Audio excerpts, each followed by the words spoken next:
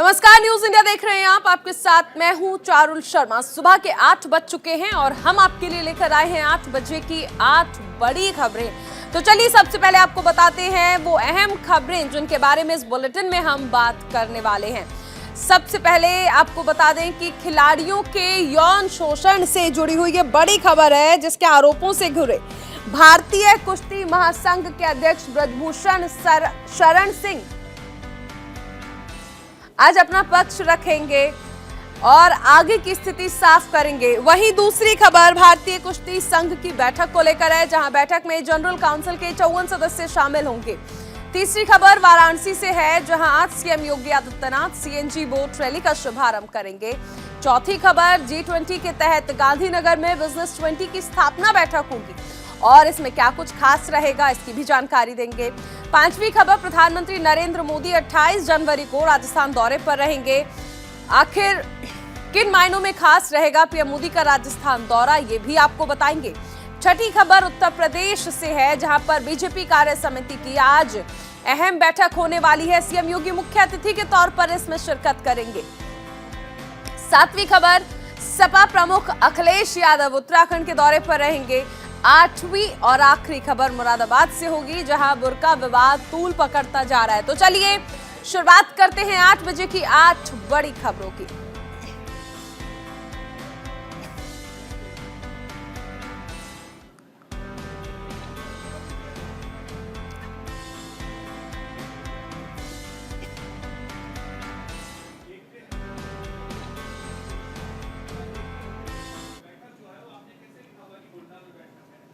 तो सबसे पहले बात करते हैं पहली और बड़ी खबर की। आज ब्रजभूषण शरण सिंह अपना पक्ष रखने वाले हैं। भारतीय कुश्ती महासंघ के अध्यक्ष हैं ब्रजभूषण शरण सिंह, जो यौन शोषण के आरोपों पर अपना पक्ष रखने वाले हैं। दरअसल महिला पहलवानों ने यौन शोषण के आरोप लगाए हैं और ये कहा जा रहा है कि आज प्रेस कॉन्फ्रेंस कर सकते हैं ब्रजभूषण शरण सिंह और अपना पक्ष रखेंगे। कुश्ती महासंघ की आज कार्यकारिणी की बैठक भी होनी है। अयोध्या में कुश्ती महासंघ की आज बैठक भी होनी है।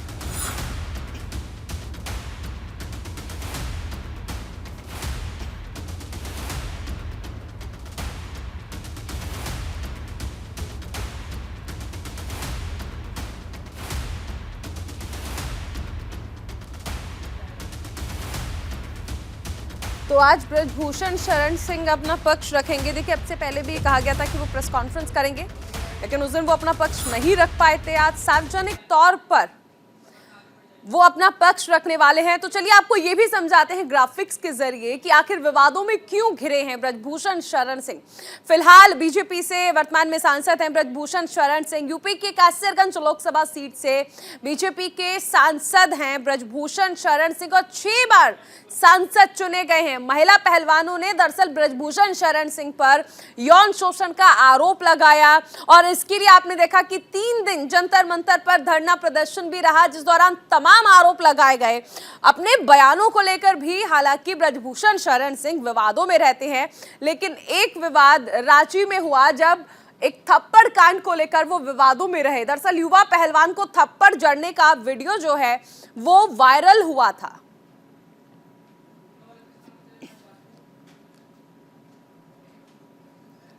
और वाराणसी से इस वक्त की बड़ी खबर आ रही है। आज सीएनजी बोट रैली का शुभारंभ होना है। सीएम योगी आदित्यनाथ और मंत्री हरदीप सिंह पुरी इसका शुभारंभ करेंगे। ऊर्जा मंत्री AK शर्मा, राज्य मंत्री रामेश्वर तेली भी इसमें मौजूद रहेंगे। संयुक्त रूप से सभी मिलकर इसे हरी झंडी दिखाने वाले हैं। वाराणसी में दुनिया की पहली सीएनजी स्टेशन बनाया गया है। गंगा नदी के किनारे नमो घाट पर इसे बनाया गया है। सीएनजी स्टेशन गंगा के जरिए ग्रीन एनर्जी का संदेश देने की कोशिश है। बोट रैली में सीएनजी युक्त 100 नौकाएं भाग लेंगी।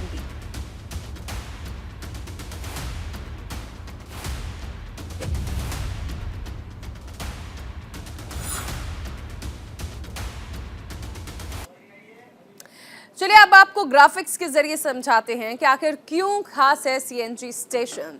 सीएनजी से बहुत कम मात्रा में देखिए प्रदूषण होगा, इसलिए इसे अहम माना जा रहा है, खास माना जा रहा है। पेट्रोल और डीजल की तुलना में सस्ते ईंधन के बढ़ते दाम से लोगों को राहत मिलेगी। गंगा नदी प्रदूषित भी इससे नहीं होगी। ग्रीन हाउस प्रभाव को कम करने में इससे मदद जरूर मिलेगी। अन्य ईंधन की तुलना में इसे अधिक सुरक्षित माना जा रहा है। वाराणसी को आज ये सौगात मिलने वाली है, जहां पर सीएनजी स्टेशन का शुभारंभ होने वाला है। इस दौरान मुख्यमंत्री योगी आदित्यनाथ भी देखिए मौजूद रहेंगे। सीएनजी बोट रैली का क्योंकि आज शुभारंभ हो जाएगा और कई मायनों में ये खास है। ग्राफिक्स के जरिए ये हमने आपको समझाया भी है कि किस तरह से ये खास रहने वाली है।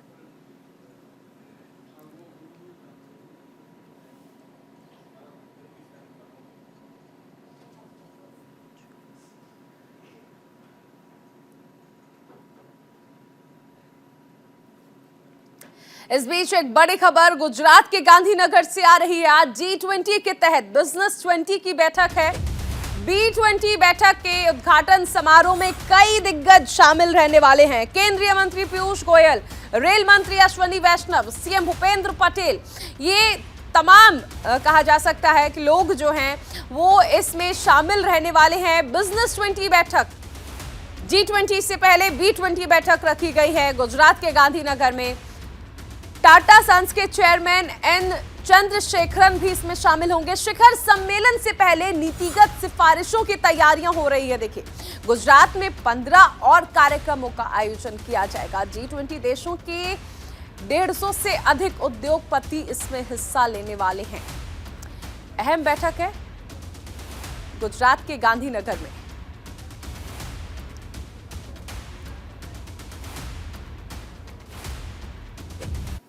शिखर सम्मेलन से पहले नीतिगत तैयारियों को लेकर यह बैठक रखी गई है। B20 बैठक के उद्घाटन समारोह में कई दिग्गज मौजूद रहेंगे। पीयूष गोयल, रेल मंत्री अश्विनी वैष्णव भी मौजूद रहेंगे।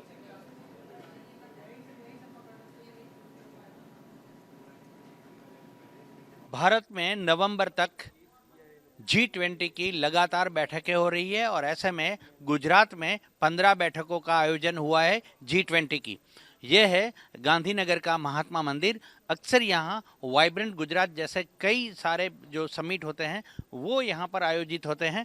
अब जिस तरह से देखा जाए कि रविवार से 3 दिवस के लिए यहाँ G20 समिट जो है इसका आयोजन किया गया है। कई विदेशी प्रतिनिधि यहाँ पर मौजूद होंगे। यहाँ पर तैयारियाँ चल रही है।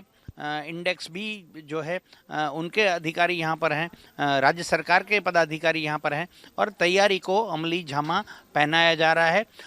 गांधीनगर से महात्मा मंदिर तक आने के लिए जगह जगह पर होर्डिंग्स और बोर्ड लगे हुए हैं G20 परिषद को लेकर। ये केवड़िया कॉलोनी में भी होगा और कच्छ के धोरडो में भी आयोजित होना है।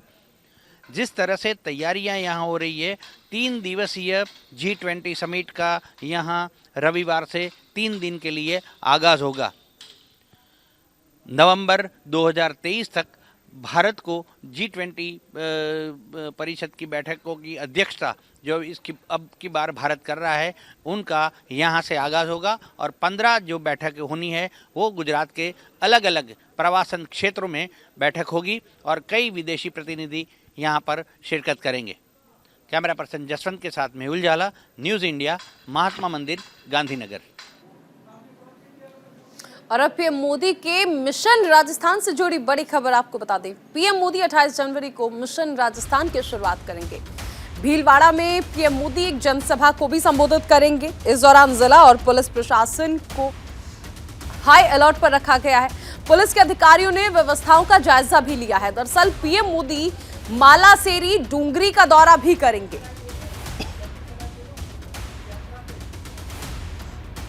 तो मिशन राजस्थान पर है और 28 जनवरी से इसकी शुरुआत होनी है। प्रधानमंत्री नरेंद्र मोदी मिशन राजस्थान पर जुटेंगे और देखिए, अगर देखा जाए तो कई लिहाज से ये इसलिए भी अहम है क्योंकि ये सेमीफाइनल है 2024 का, लेकिन 2023 में भी यहाँ पर विधानसभा चुनाव है। तो ऐसे में क्या तैयारियां हैं बीजेपी की, ये पता चलेगा क्योंकि विधानसभा चुनाव भी यहां पर होने हैं और पीएम मोदी 28 तारीख से मिशन राजस्थान की शुरुआत करने वाले हैं।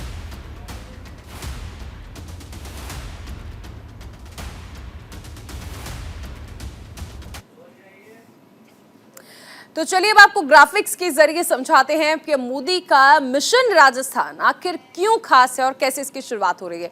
पीएम मोदी दरअसल मिशन राजस्थान पर रहेंगे। 28 जनवरी को पीएम मोदी भीलवाड़ा जाएंगे और गुर्जर समुदाय के पवित्र स्थान मालासेरी डूंगरी भी पीएम मोदी जाने वाले हैं। पीएम मोदी दरअसल यहां कई कार्यक्रम में हिस्सा लेंगे।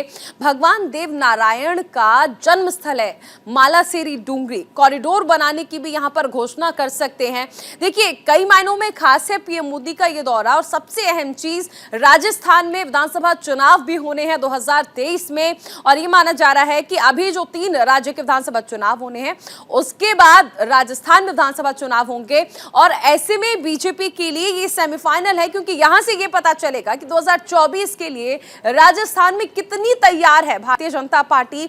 शुरुआत प्रधानमंत्री नरेंद्र मोदी करने वाले हैं 28 जनवरी से मिशन राजस्थान की, लेकिन ये पता चलेगा कि आखिर कैसे आगे की राह जो है वो रहने वाली है बीजेपी के लिए। भीलवाड़ा में पीएम मोदी एक जनसभा को भी संबोधित करने वाले हैं।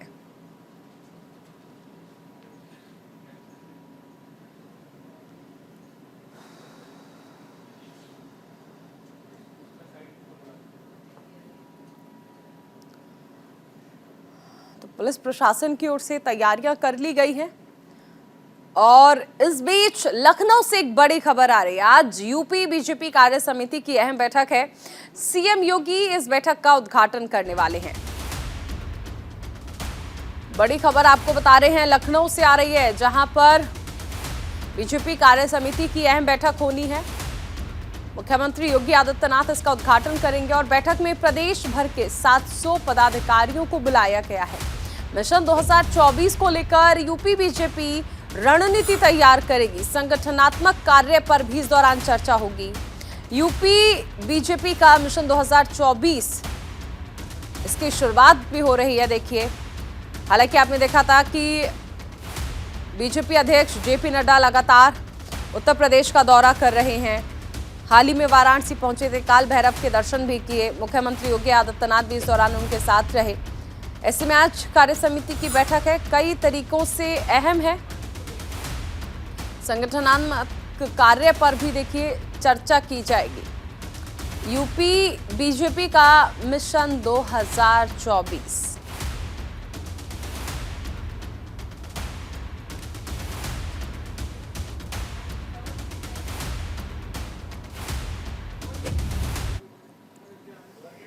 चलिए अब आपको ग्राफिक्स के जरिए कुछ और जानकारी देते हैं कि यूपी बीजेपी का मिशन 2024 किन किन बातों पर नजर रहने वाली है, ये भी हम आपको बता रहे हैं। यूपी प्रदेश अध्यक्ष भूपेंद्र चौधरी की अध्यक्षता में ये बैठक होनी है और लोकसभा चुनाव के लिए जनता के बीच आखिर कैसे जाना है, बीजेपी की कार्य समिति की बैठक में इस पर चर्चा की जाएगी। 26 जनवरी तक सभी राज्य में, यानी पूरे अगर हम कहें तो पूरे जिलों में, सभी जिलों में कार्य समिति का कार्य जो है वो पूरा है, करना भी है। बैठक में आगामी कार्य योजना को पटल पर रखा जाएगा। 5 फरवरी तक जिला कार्य समिति का कार्य पूरा करना होगा। 12 फरवरी तक मंडल कार्य समिति को सारा काम अपना जो है वो पूरा करना होगा।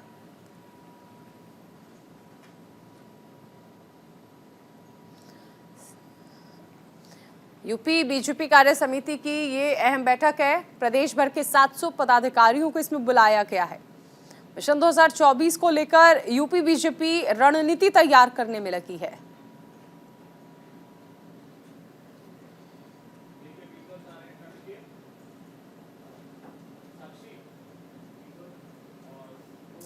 और अब एसपी अध्यक्ष अखिलेश यादव के उत्तराखंड दौरे से जुड़ी बड़ी खबर आ रही है। एसपी अध्यक्ष अखिलेश यादव आज हल्द्वानी दौरे पर रहेंगे। यहां पर एक निजी कार्यक्रम में शिरकत करेंगे अखिलेश यादव दोपहर 1 बजे तक हल्द्वानी पहुंचेंगे और देर शाम तक वो वापस लखनऊ लौट जाएंगे।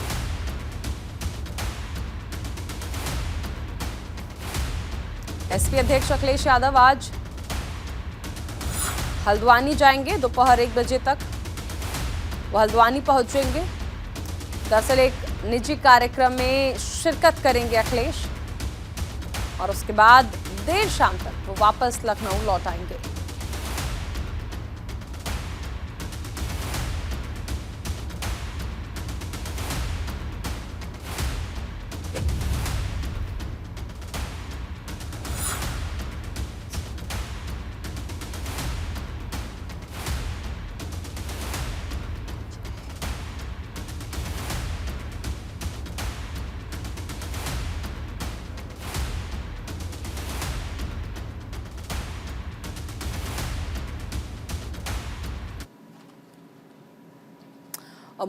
मुरादाबाद से एक बड़ी खबर आ रही है जहां पर हिंदू कॉलेज में बुर्का पहनने का विरोध किया गया है।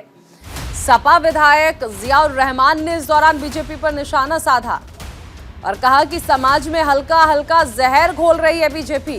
किसी की धार्मिक आस्था से खिलवाड़ नहीं किया जाना चाहिए, ये कहा गया है सपा विधायक जियाउर रहमान बर्क की तरफ से। विधानसभा में बुर्के का मुद्दा भी उठाऊंगा, सभी को आजादी से जीने का अधिकार है, ये कहा गया है सपा विधायक की ओर से, जिन्होंने बीजेपी पर निशाना साधा और कहा कि बीजेपी समाज में हल्का हल्का जहर घोल रही है। सपा विधायक जियाउर रहमान बर्क ने कहा है और कहा है कि सभी को जीने का अधिकार होना चाहिए, आजादी से जीने का अधिकार होना चाहिए। किसी की धार्मिक आस्था से खिलवाड़ करना ठीक नहीं है। साथ में ये भी कहा कि विधानसभा में ये मुद्दा मैं उठाऊंगा।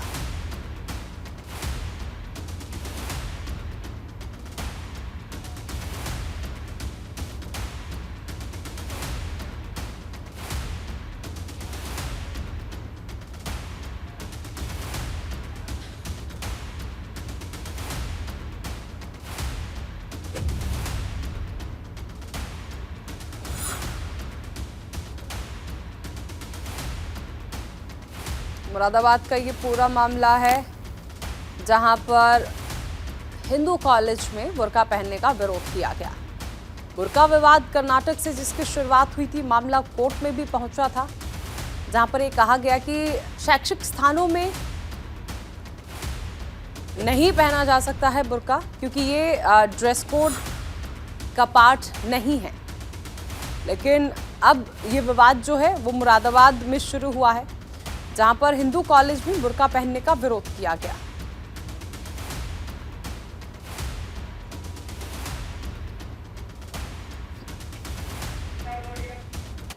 चलिए अब आपको ग्राफिक्स के जरिए समझाते हैं कि आखिर क्या है ये पूरा मामला।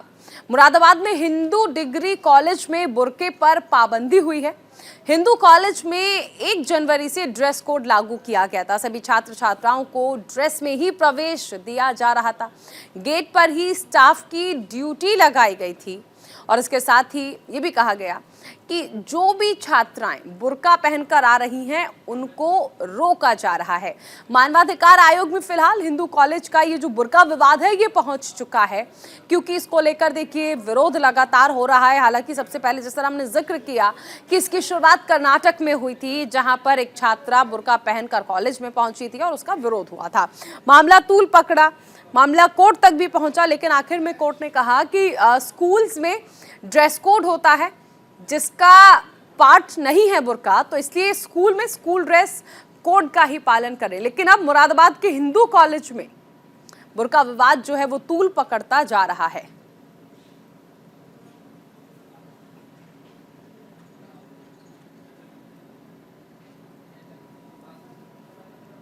तो हिंदू कॉलेज में बुर्का पहनने का जो ये मामला है अब ये विवादों में आता जा रहा है। मानवाधिकार आयोग भी पहुंचा है, लेकिन इस बीच सपा विधायक जियाउर रहमान बर्क ने भी निशाना साधा और उन्होंने कहा कि मैं इस मुद्दे को विधानसभा में उठाऊंगा।